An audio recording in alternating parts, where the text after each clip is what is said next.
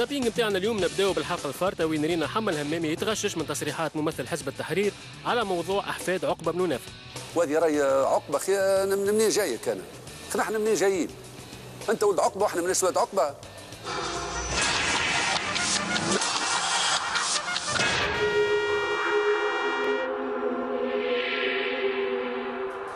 اما حما بصراحه نشوفك في حقبه تاريخيه اخرى.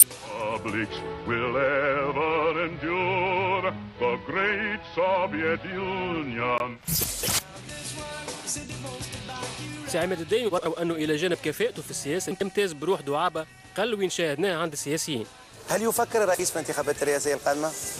والله مانيش معاه وقت اللي حاجه نواجهه باش نعرف يفكر ولا ما يفكرش في الانتخابات الرئاسات وبطريقتنا الخاصه تمكنا من الحصول على الاجابه لهذا السؤال اللي حير معز. زعما نعاود نرشح روحي والكفاءات موجوده والوهره عندي.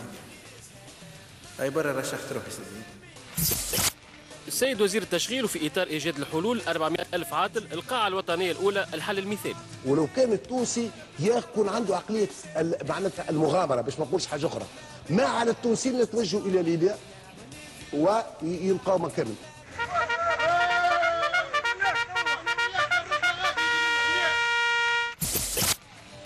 على القنوات الشقيقه والصديقه رينا برنامج جديد فكرنا بميشيل دروكير وجاك مارتن.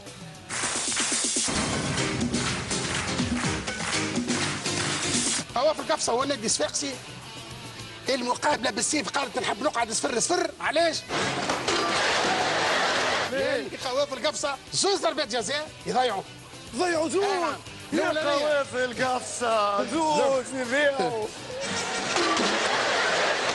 ورينا في نفس البرنامج بهته اللي هرب من اللوجيك السياسي باش يمشي للقناه الشقيقه. تقبل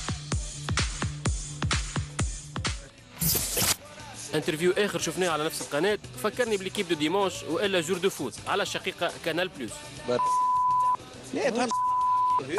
باش نفهموا ردة فعل يوسف هات نسمعوا الاسئله. سبني يوسف يا يوسف بالله سبني.